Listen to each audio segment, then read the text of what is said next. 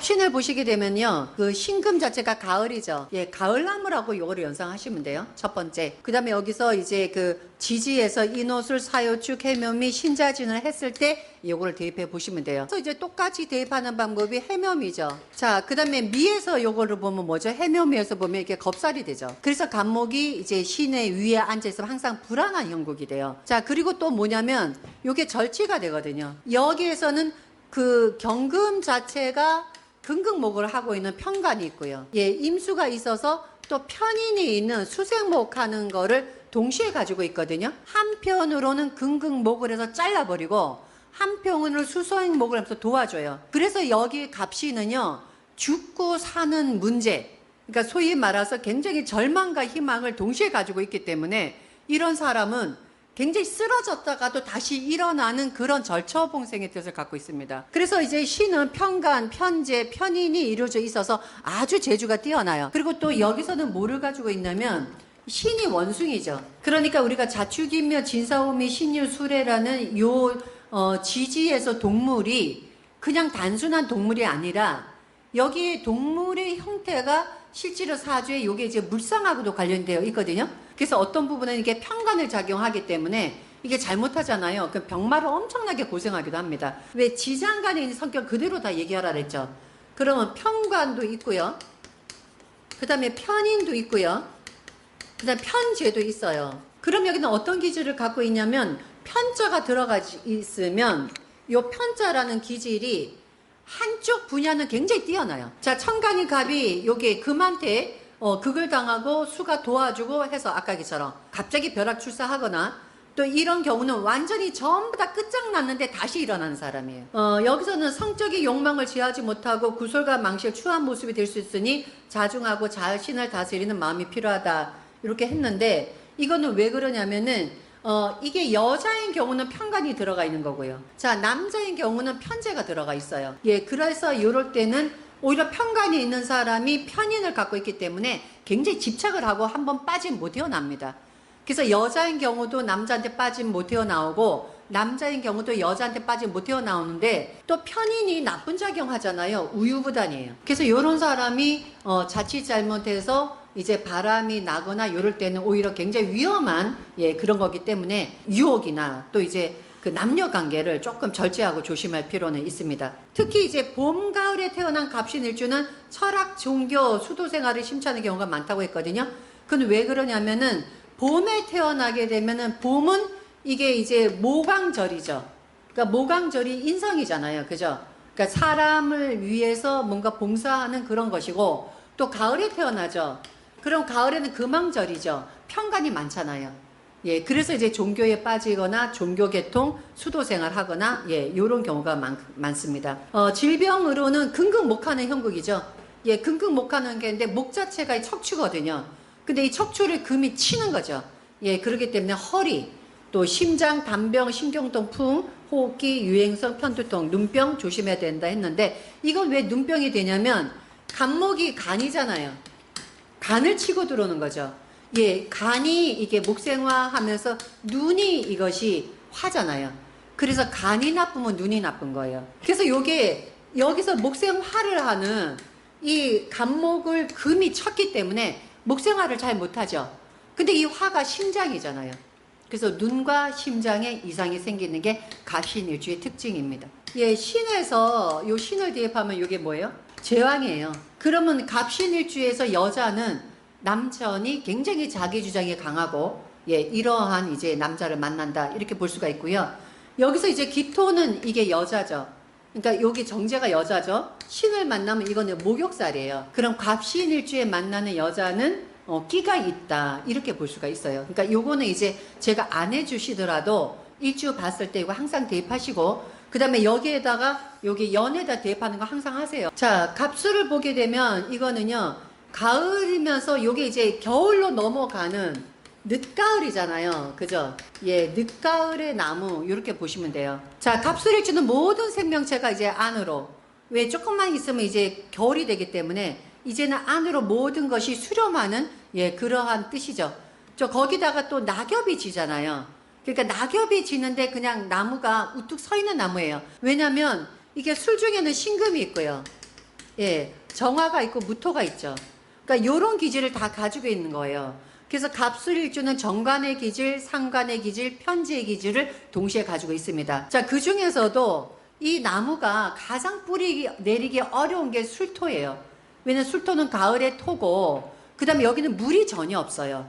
물과 나무가 전혀 없기 때문에 뿌리가 내릴 수 없는 토양에 나무가 우뚝 서 있으니까 얼마나 외롭고 허전하겠어요? 거기에다가 이 술토 자체가 높은 산이잖아요. 그러니까 마치 높은 산에 우뚝 서 있는 나무, 이걸 이렇게 연상하시면 됩니다. 자, 그래서 쓸쓸하고 외로운 나무예요. 그래서 이제 인복이 부족해. 나를 알아주는 사람이 없어. 예, 그리고 이제 자기 능력을 펼치기도 굉장히 힘든다. 왜냐하면 뿌리 내리기가 어려우니까. 그러니까 뿌리를 내릴 수가 없는 척박한 땅에서 뿌리 내야 되니까 엄청나게 인고와 노력이 필요하고요. 또 이걸 연상법으로 쓰자면 높은 산에 있는 나무니까 돌봐주는 사람 없잖아요.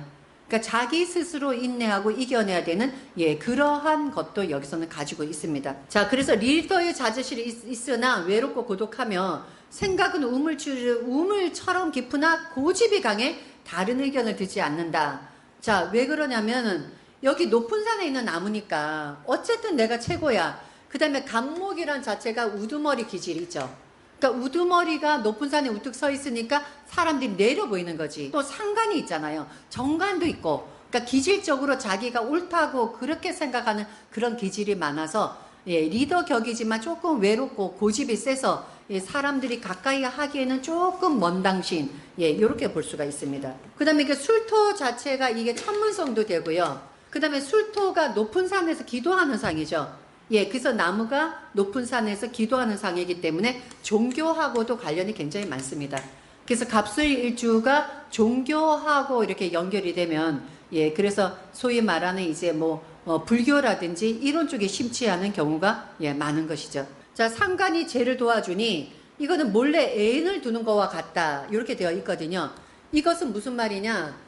지장간에 있는 것은 바깥으로 드러나지 않는 내 비밀스러운 일이에요. 그래서 갑목이 이게 술토가 있잖아요.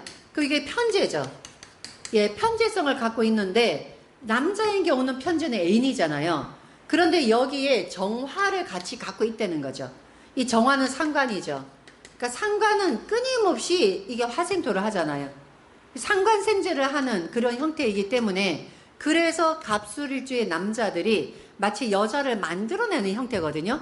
그래서 이제 굉장히 바람둥이 기질도 있게 된다.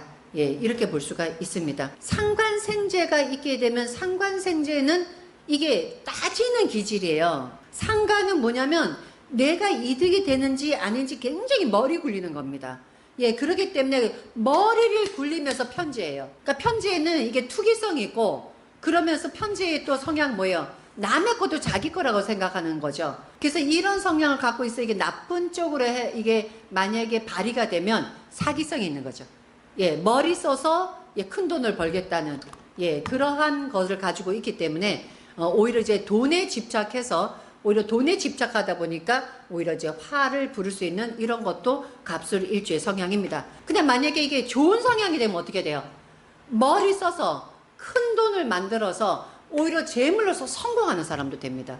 그러니까 똑같은 갑술일주라고 하더라도 어떤 사람은 돈 때문에 망하는 사람이 되고, 어떤 사람은 돈 때문에 아주 크게 출세하는 사람이 되기 때문에 나머지 구조에 의해서 여기서는 판단력을 달리해야지 무조건 갑술일주는 이렇다라고 보시면 안 됩니다. 자, 그 다음에 또 이게 뭐냐면 갑술이 이게 부부 사이에 의견 대립이 있을 수 있어요. 왜냐면 갑목이 섭에서 술토가 뿌리 내릴 수 없는 토양인데 고집이 세잖아. 그럼 이렇게 되면 나무가 가장 싫어하는 게 술토예요. 갑목이 가장 싫어하는 토양이.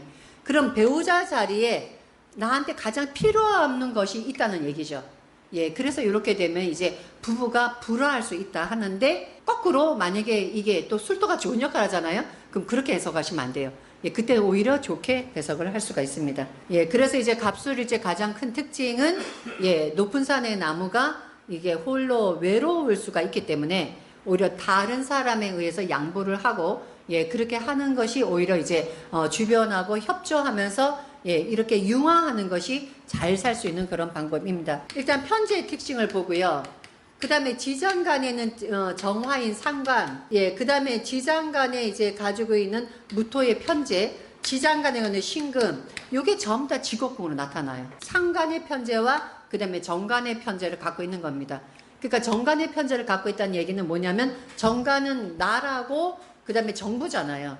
어떤 기관이고 거기에 관련된 편제니까 이 사람이 만약에 사업을 한다면 기관에 관한 사업, 정부 사업이라든지 관공서에서 이렇게 따갖고 오는 사업 있죠. 관사업을 해야 되는 사주예요. 예. 그래서 이제 그런 식으로 이거를 보시면 됩니다. 그래서 종교, 정치, 외교, 교육, 의학, 철학, 관리자직이 많고요. 축산업, 그 다음에 숙박, 그 다음에 서비스업, 관광, 음식 관련, 레저, 이건 전부 다 뭐에 해당되느냐? 상관에 해당되기 때문에요. 그러니까 편지성을 갖고 있는데 상관의 편제성이라 그래서 레저 사업 뭐 이런 이런 것도 전부 다 해당합니다. 자, 건강으로는 신경성 질환, 위장병, 혈압, 순환계통, 편두통, 건강질환 얘기했는데 요게 뭐냐면 혈압이 왜 혈압이냐면 요게 화가요. 이게 묘에 들어가죠. 이 화가 심장이 되고 혈액순환이 되거든요. 또 거기다가 이 수 자체가 토를 만나면 물이 흐르질 않잖아요. 그래서 이제 여성 질병, 그 다음에 이제 심장계통, 이런 계통에 문제가 생기는 것도 갑실일주의 성향인데, 이때에 이제 항상 얘기하지만 여기에서 갑술의 술자가 나쁜 역할을 할 때는 이것이 이제 병으로 이거를 판단을 하시면 됩니다.